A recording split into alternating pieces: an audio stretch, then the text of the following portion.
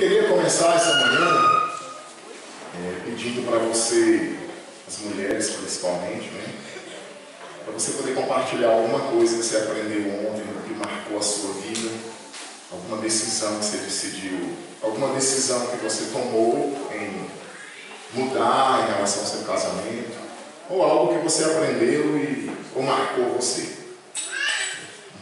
Umas 3 mulheres aí. Se algum homem quiser falar também, não tem problema não.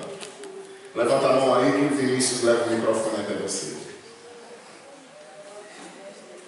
Vamos lá? Um de cada vez, para não dar problema.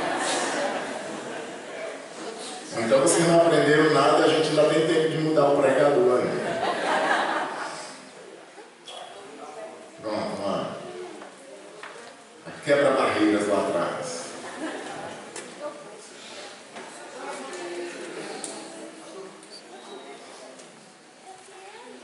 Vai trocar? Pode dizer. Eu estudo bastante sobre o feminismo, gosto muito do assunto. Mas mesmo assim, isso não faz com que eu deixe de ser uma mulher insubmissa, né? Insubmissa ou submissa? Ou melhor, submissa.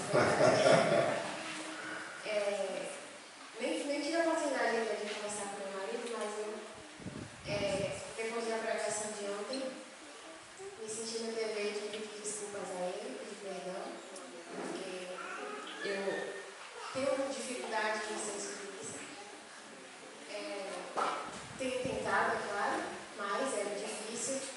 E ontem eu cheguei, eu já sabia disso no Mulher que Sabe, mas ontem com a pregação o Senhor falou mais diretamente comigo, que eu devo entregar a Ele isso e pedir que Ele me ajude, que não vai ser por mim mesmo, só porque eu sei sobre o assunto, porque eu aprendi, não é porque eu tenho conhecimento do correto que eu vou conseguir fazer sozinho, mas é só com a graça dele. E Deus me fez entender isso ontem. E eu queria aproveitar a oportunidade, já que eu não falei com ele, eu estou falando agora, né? Pedir perdão, falar que a partir de hoje eu vou tentar buscar com a graça de Deus uma mulher mais submissa para a glória de Deus e para que o meu casamento seja mais glorioso. Amém.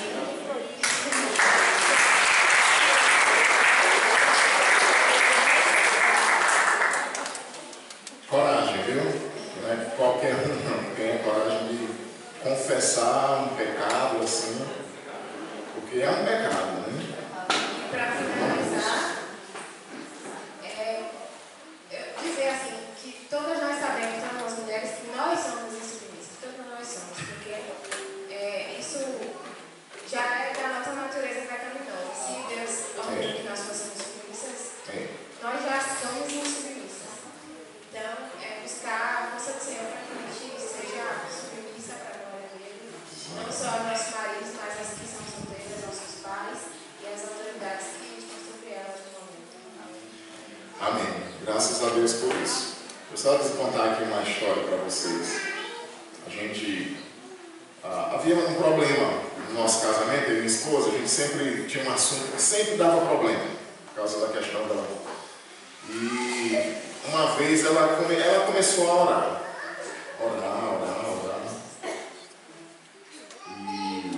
E pouco tempo depois, eu sem saber nem que ela estava orando por isso, eu entreguei essa coisa, a administração dessa situação. Eu disse, amor, resolve isso aqui.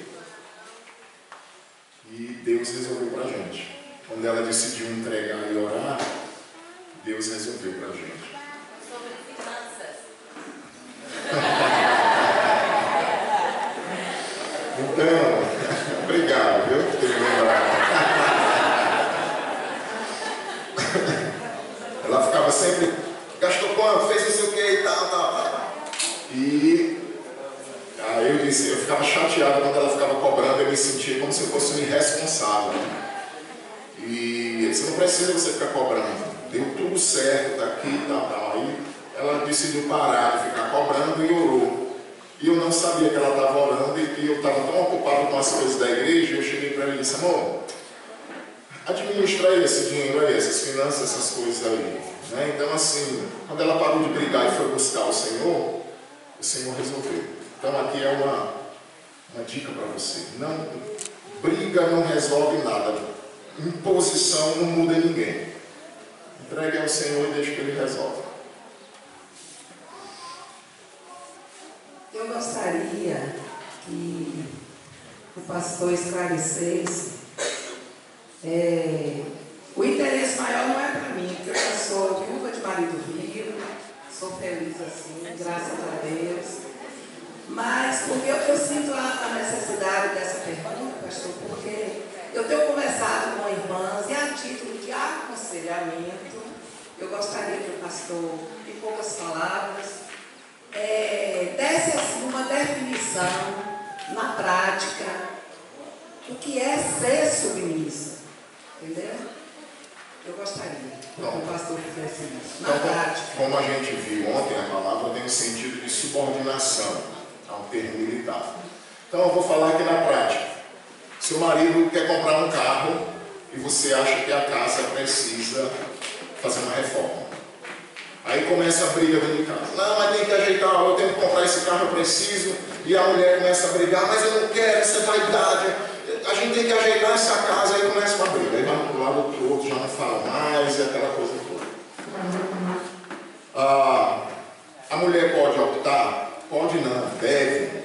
Eu sempre digo, Deus deu uma capacidade para a mulher que o homem não tem. Eu não vejo isso nos homens, raramente. Essa capacidade de ver a coisa que chamam de sexto sentido, a mãe pressente coisas, não nesse sentido espiritual, mas assim, a mãe, a mulher, ela vê coisa mais longe do que o homem.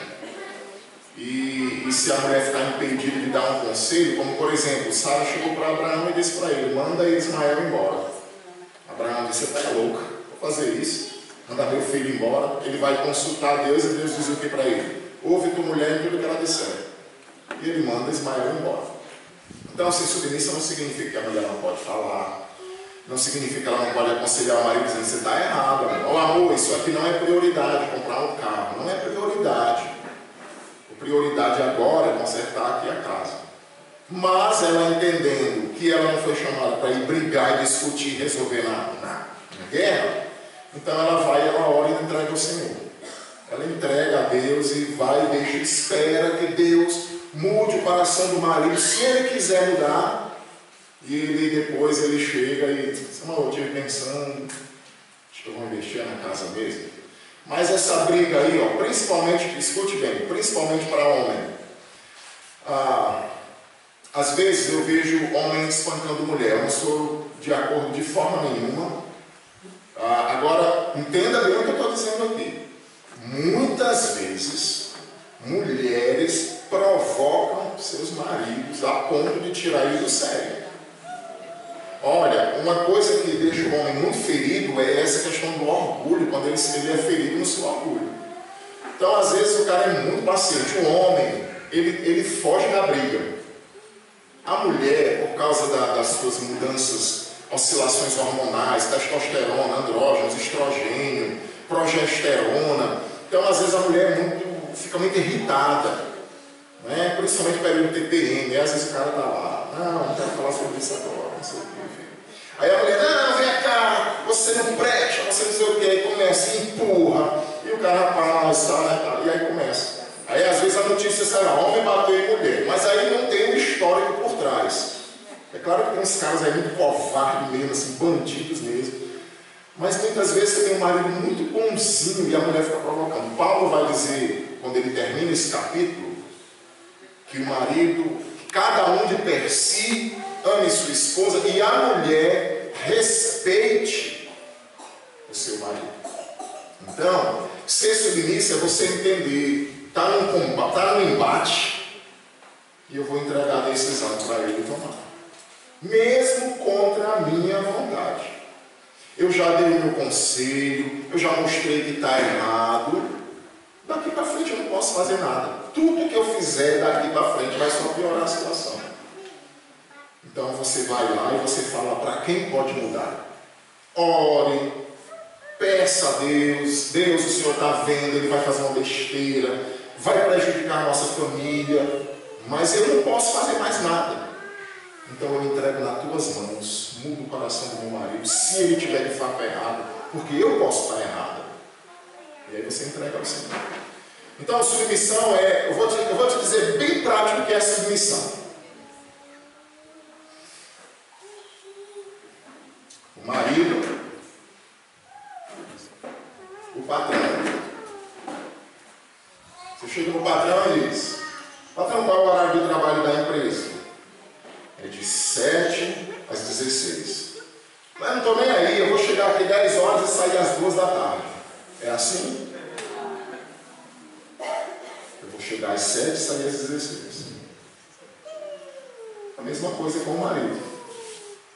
Só que com o marido você pode... Não tem argumento aqui na empresa. Não tem argumento. Mas com o marido você pode dizer: amor, eu sei que esse caminho não é bom, isso aqui não é certo. Mas se o marido vai dizer: amor, eu decidi, eu vou comprar o carro, não vou reformar a casa agora. Então você diz: amor, que Deus abençoe, pronto. E se não aguenta, não casa. Já vou logo falando para as moças. Ai meu Deus, eu não aguento isso aí não, né? A mente da geração atual foi toda moldada para isso. Eu não aguento isso, então vou dizer um conselho para você. Não case. Certo? Porque e outra coisa, e as que estão... isso aí... É isso que Deus está dizendo. Tem pregador que fica aí, tentando arranjar um jeitinho, parece que tem medo de falar. É isso. Aquele exemplo que eu falei da minha mãe, né? Minha mãe podia quebrar tudo, se revoltar, levanta desse sofá, vai lá abrir a porta, vai. É claro que eu acho muito extremado, mas aí minha mãe está com 49 anos de casada. E ela sustentou o casamento dela, porque meu pai é alcoólatra. Ela sustentou o casamento dela com a submissão dela. O maior orgulho dos filhos, dos meus irmãos e meu. A minha mãe sustentou um casamento com a submissão dela, um casamento com alcoolismo. Então é isso. Não tem como fazer a divisão aqui. Ok? Com a diferença de que você pode argumentar, pode aconselhar, mas brigar, não, eu não abro mão disso aqui, começa a briga, não vai resolver nada, você ainda está sendo submissa a Deus. Porque a submissão ao seu marido é como a Não, peraí, está dizendo que meu marido é Cristo, como a Cristo, como se o seu marido fosse o próprio Cristo. Entende só isso? Ao submeter-se ao seu marido, você está fazendo por causa de Cristo. Senhor, eu não vou mais brigar, porque é o Senhor que quer que eu me submeta. Então eu não vou dizer nada, ele vai comprar o carro. Aí eu sempre conto, né? A mulher chega para o marido e diz: amor, não compra esse carro não, eu estou com um negócio ruim. Aí o marido vai e diz assim: mulher, eu nem entendo de carro. Eu entendo de carro, entendo tudo de carro. Aí a mulher diz: mas eu não estou. Aí o cara vai, passa por cima, compra o carro. 4 meses depois ele chega em casa a pé. Diz: amor, cadê o carro? Eu vi lá no mecânico, era na bomba, vender, fizeram uma camuflagem lá no motor e... era uma bomba. Se a mulher for sábia, ela não vai dizer assim, né? Para não piorar a situação. Se ela disser: tá vendo, bichinho? Bem que eu falei para você que não comprar, ô coisa boa, eu sabia. Deus é justo.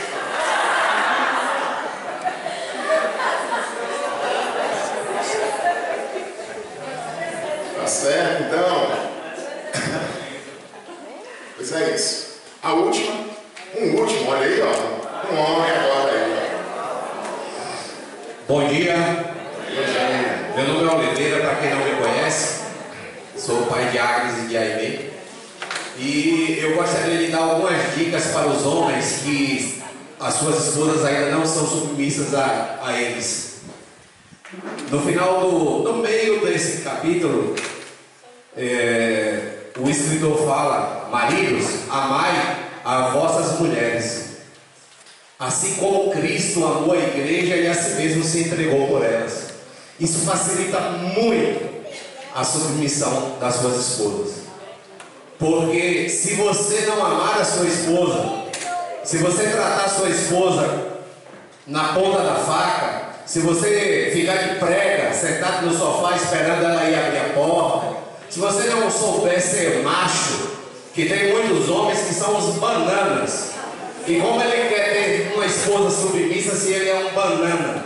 Se quem toma a decisão da sua casa é a sua mulher, se ele não tem atitude de macho, se ele não é um homem de verdade, essa mulher vai ter dificuldade de ser submissa. E no meio da igreja tem muito homem assim, bananão, né? Que ele não assumiu que ele é o cabeça, que ele é quem tem que tomar as rédeas da sua casa, que ele é quem tem que ir trabalhar. Hoje a gente está vendo o inverso, o homem fica tomando conta dos filhos e a mulher vai dar duro na rua. A mulher foi dado o castigo para ela pelo pecado que entrou no mundo, foi: você com dores vai ter filhos, e você, Adão, vai trabalhar com o suor do seu rosto para sustentar a sua casa. Hoje a pobre da mulher tem filho, tem dor e ainda trabalha, se acaba toda e ainda tem que ser submissa, porque o carinha está lá, não vai fazer o papel dele. Cada um fazendo o seu papel, a coisa fica muito mais fácil para ambos. Amém? Amém.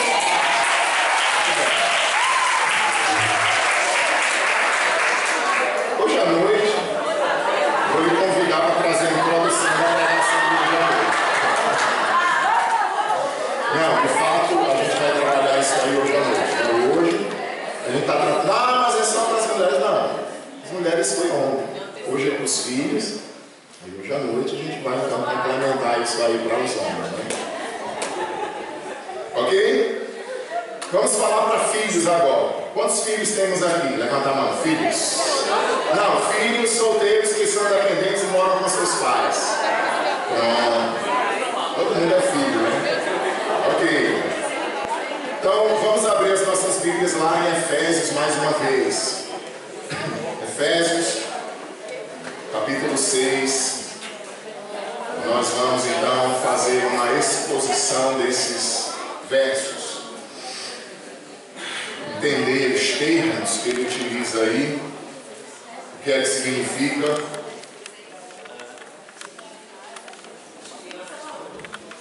Efésios 6.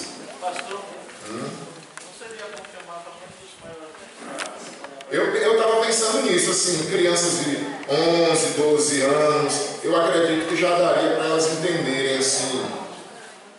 Mas aí fica a critério aí de vocês, professores. Pode ser. Pronto, quem quiser pegar seu filhinho maior aí, que você sabe que ele já entenderia, você pode fazer isso.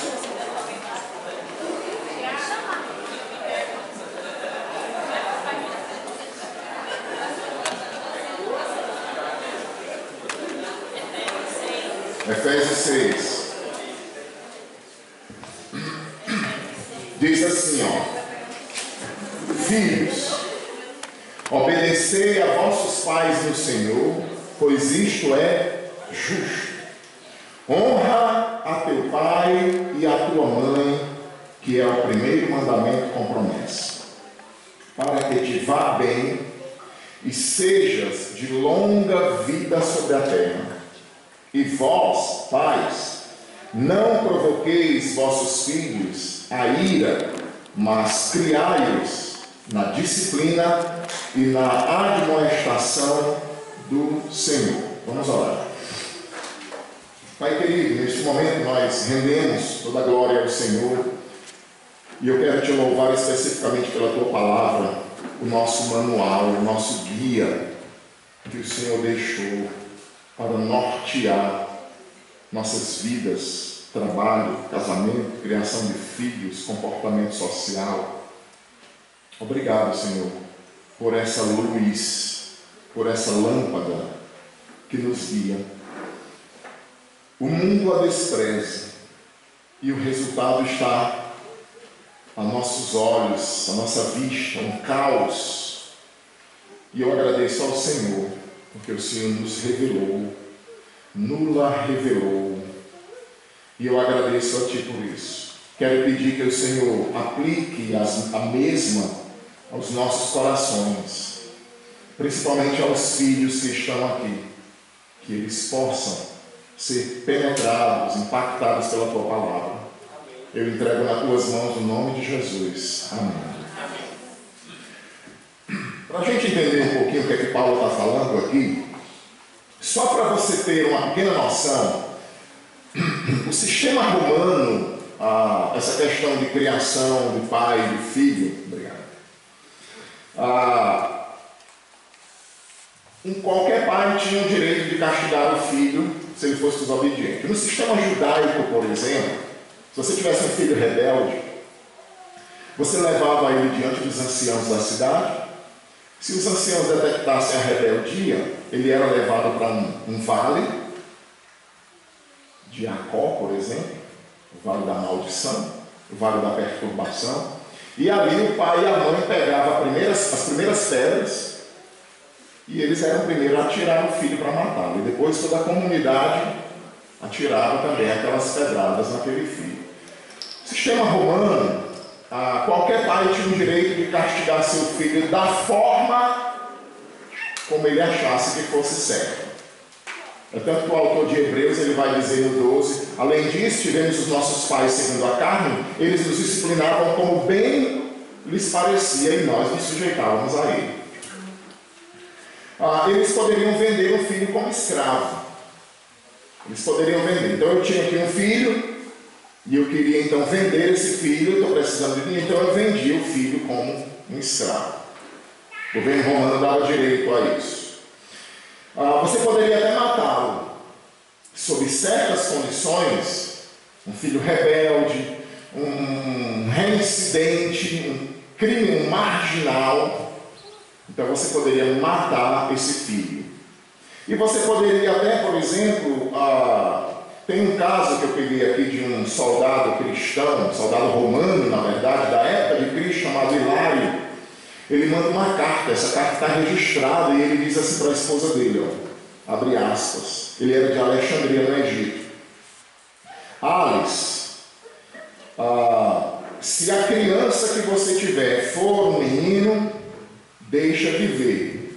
Se for uma menina, lance-a ao desterro. Então a carta chega e quando ela teve o filho, se for uma menina, matar. Certo? Então, aqui é só para você ter uma noção como era a cultura romana, que autoridade um pai tinha sobre seu filho. A vida infantil era sem valor, não é à toa que Jesus, em Mateus 19,14, ele diz: deixem vir a minhas criancinhas. Você sabe que a mulher era muito desvalorizada naquela cultura, e Jesus valoriza a mulher, a criança era desvalorizada. Os discípulos, quando viram aquelas mães trazendo crianças, vão embora daqui, parem de perturbar Jesus, ele não vai perder tempo com crianças não, minha gente. E Jesus fica indignado com isso, porque ele valorizava as crianças. Então, no capítulo 5, o apóstolo Paulo ele vai mostrar que um filho cheio do Espírito Santo é um filho obediente a seus pais. Você tem, por exemplo, hoje, muitas igrejas por aí, uma pessoa cheia do Espírito Santo é aquela que profetiza, que fala em línguas, que cai no Espírito e rola de lá para cá, daqui para lá. Mas você vai perceber que alguém cheio do Espírito Santo é uma pessoa obediente, que manifesta o fruto do Espírito, que tem obediência. O apóstolo Paulo vai falar que alguém cheio do Espírito, que ele já vem falando desde os 5,18, encheios do Espírito e não vos embriagueis com vinho, onde há dissolução. Aí ele vai falar que alguém cheio do Espírito é alguém que se sujeita ao seu próximo, seu irmão, é uma mulher que se sujeita ao seu marido, é um filho que se sujeita aos seus pais. Ele usa essa expressão: filhos, obedecei a vossos pais no Senhor. Queridos, há uma estruturação familiar. Eu sempre digo lá na minha igreja o seguinte: toda época de eleição de cargos, pensa o prefeito da cidade ele saindo lá da prefeitura, e na segunda-feira ele vai varrer rua. Na terça-feira ele vai para o posto de saúde preencher ficha do pessoal que está doente. Na quarta-feira ele vai lá para o bairro para distribuir tijolos. Na quinta-feira, você acha que uma prefeitura funciona a administração, a gestão de uma cidade dessa forma? Não funciona. Porque cada pessoa tem a sua função específica. Numa empresa da mesma forma.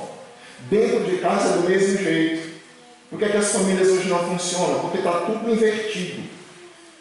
Os pais agora se tornaram reféns dos seus filhos. Esse pai que eu estava falando ontem, que eu mencionei ontem, que disse que a mulher é insubmissa, a filha, o alcoólatra, ele diz: a minha filha chega para mim, tem 16 anos, ele disse que se eu bater nela, ela vai me denunciar à polícia.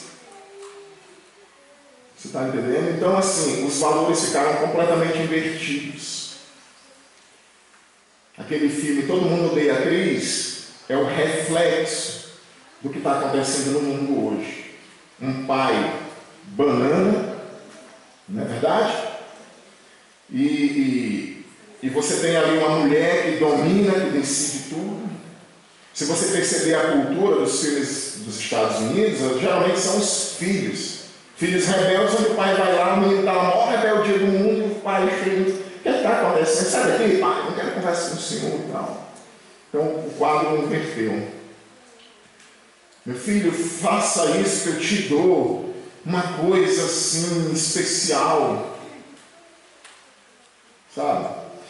Filhos, obedecer. A palavra que o apóstolo Paulo usa aqui para obedecer é a palavra que ela tem um sentido lá na época dele de ouvir, de atender. É a ideia de ouvir, obedecer, atender.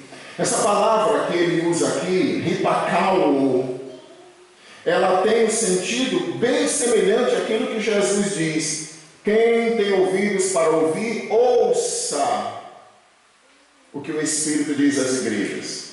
Quando Jesus diz assim: todo aquele que ouve as minhas palavras e crê naquele que me enviou, o ouvir nesse sentido não é simplesmente escutar, o que é diferente.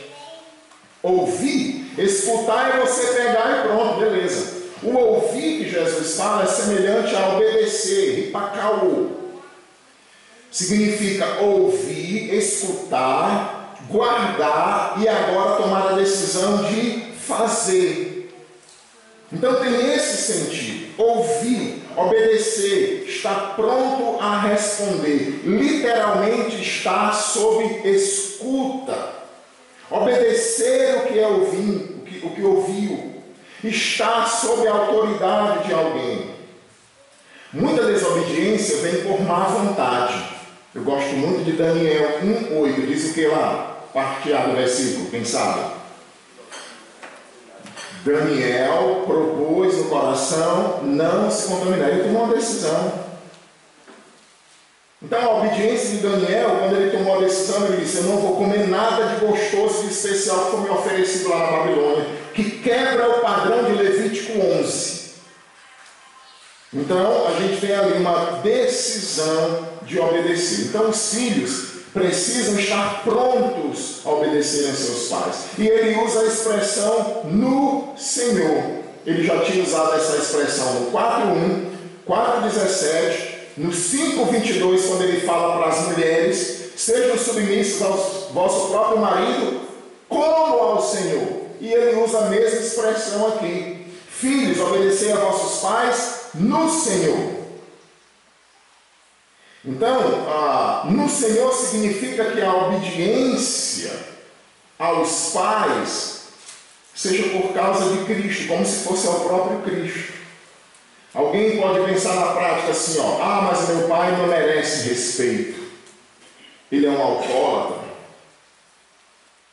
Paulo está dizendo para o filho: obedeça como se ele fosse o próprio Cristo, mesmo sendo um alcoólatra. E ele vai dar 4 razões para esses filhos serem obedientes. A primeira razão que ele dá, porque isso é justo. A palavra justo, o que significa para nós? Isso é justo? É a palavra de kaios, que significa aquilo que é correto aos olhos de Deus. Aquilo que é padrão no mundo todo. Aquilo que é certo.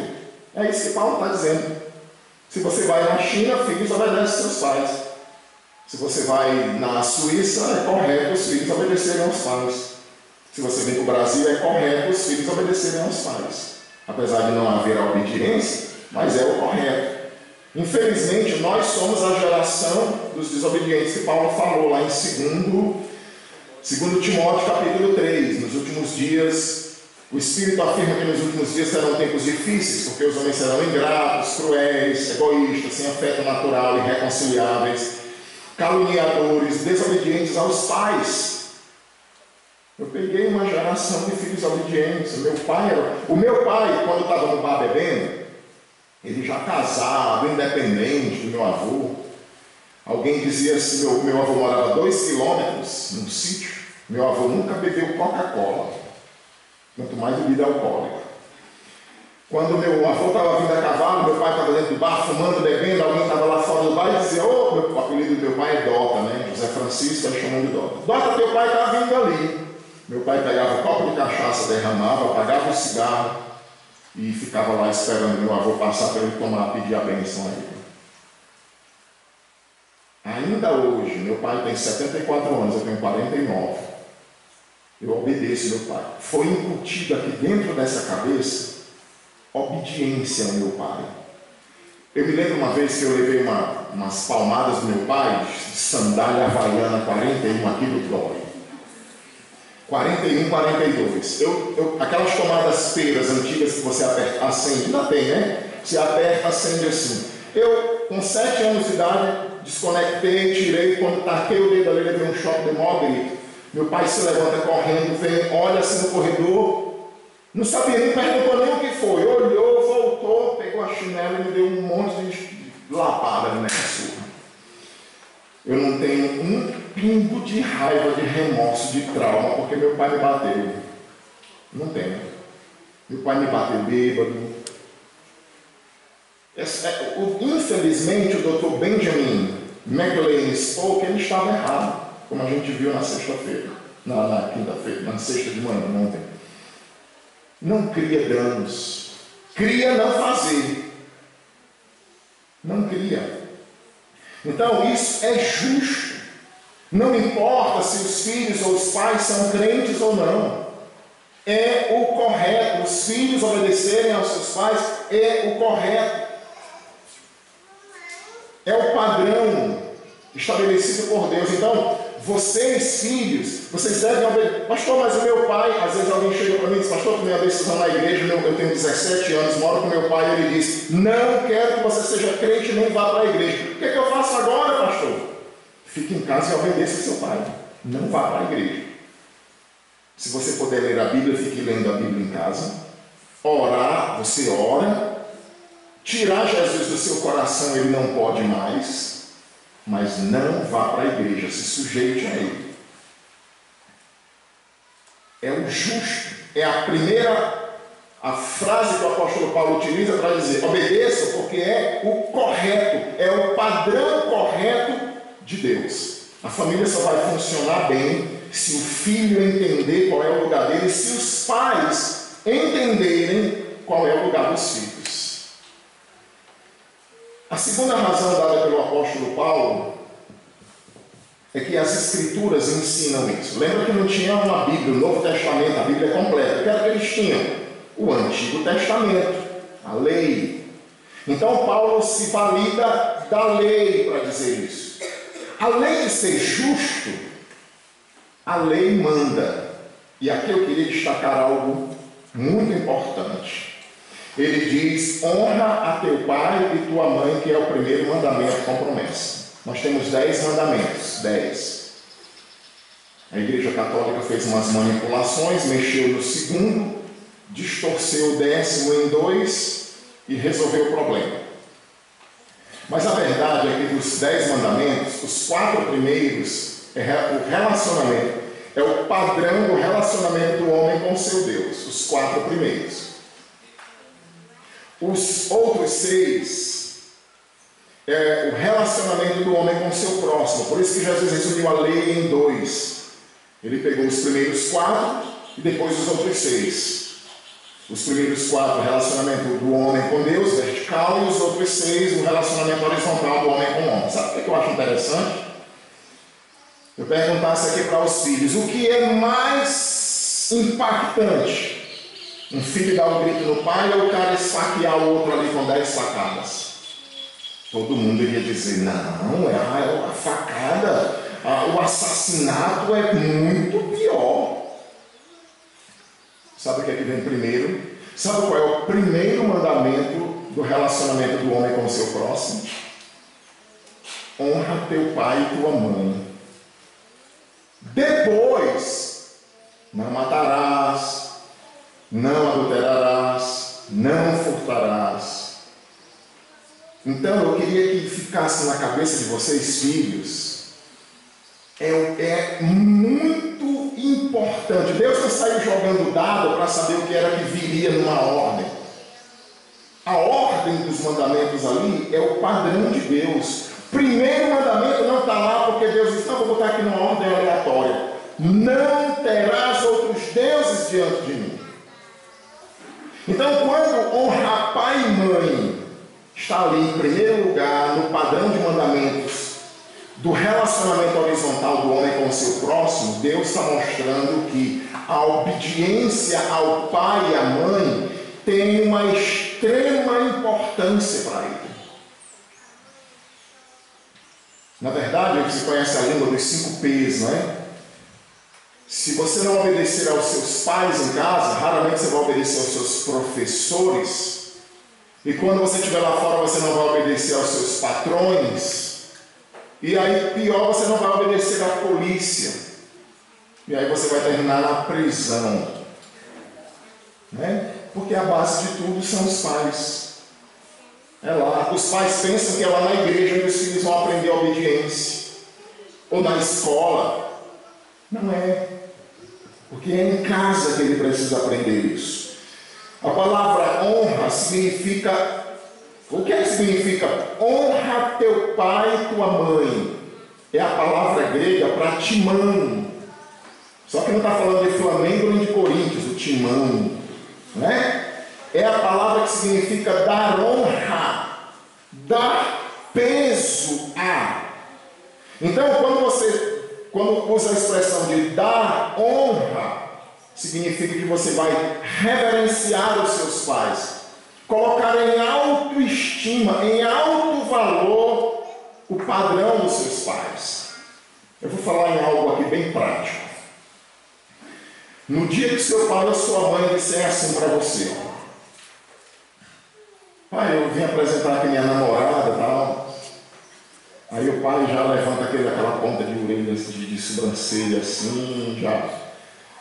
E disser assim: minha filha, eu não gostei, eu não estou gostando desse rapaz não é bom. O pai diz: ó, minha filha ou meu filho, rapaz, essa moça aí, eu já ouvi um monte de coisa, ela está mostrando, não se meta nesse negócio.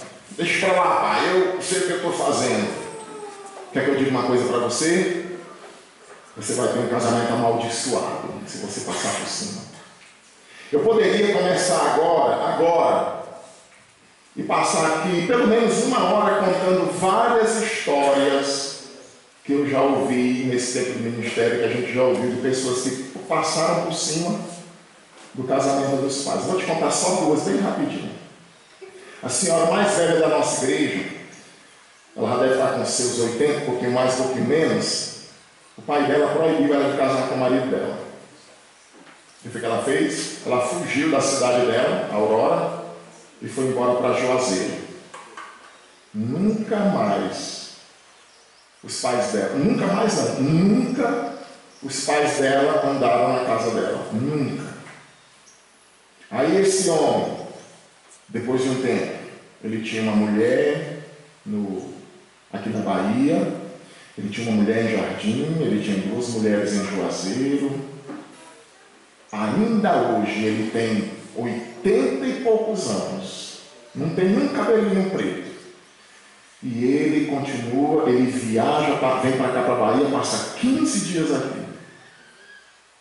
E ele ainda é um adulto. Tomou uma decisão na igreja, na época que a neta dele morreu, a neta dele era da nossa igreja. E ainda hoje, ela sofre demais com isso. Estava conversando outro dia, minha filha estava até presente numa visita que eu fui fazer, e a moça disse: olha, minha mãe disse para não casar com fulano. Passei por cima das decisões, o cara o quê? É o Banana lá que ele falou. Não, é um altamente capacitado. É um monstro na área de literatura. Cara, assim, todas as escolas chamam ele, mas ele não vai trabalhar. Não gosto não. Eu vou te dizer até o que é o extremo. Ela diz assim: amor, não tem nada em casa, a minha está tudo com fome. Eu disse: posso fazer nada. Aí ela fica naquela luta terrível, já deixou, ele já voltou, aí deixa e volta. E a mamãezinha dele fica, geralmente a culpa é dos pais, a mamãezinha dele passa a mão na cabeça, porque o bichinho é assim mesmo, o bichinho assim. E ela disse muito claro para mim: meus pais não queriam que eu casasse. Honre seu pai e sua mãe, porque Deus vai usá-lo como instrumentos. Deus não vai falar lá no céu: casa com esse, não casa com esse. Ele vai usar seus pais. Honre, que é o primeiro mandamento com promessa. Quando Deus dá os mandamentos, Ele vai dizendo assim: você vai fazer isso, e se você fizer, eu vou te honrar com isso. Então é o primeiro mandamento que vem com uma promessa. A terceira razão que ele usa é para o bem-estar dos filhos, para que te vá bem. Essa palavra bem aqui é interessante porque ela não tem o sentido de bem contrário a mal. Como Paulo vai usar outras 6 palavras antitéticas de bem e mal. Por exemplo, kakos e kalos.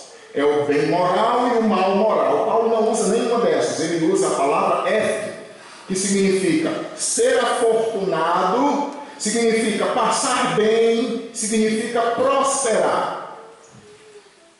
Então, o que ele está dizendo aqui é: obedeça, honre seus pais para que você tenha uma vida boa. É claro que a gente sabe que nesse mundo, estava conversando ontem, a gente falou, pouquinho tempo a gente conversou muita coisa, né? Mas aqui nesse mundo não existe vida perfeita. Se fosse, Deus não teria prometido uma outra melhor. Mas o que ele está querendo dizer aqui é que se você vai honrar seus pais, você vai ser recompensado por isso aqui. E ele não está falando aqui de prosperidade financeira. Honre seus pais, você vai ser rico. Honre seus pais, você nunca vai passar por dificuldade. Não, nesse sentido não. Mas Deus vai abençoar você. Você vai ter essa prosperidade na sua mente, no seu coração. E por que não também até no sentido financeiro, no sentido de sucesso. Não aquele sucesso que o mundo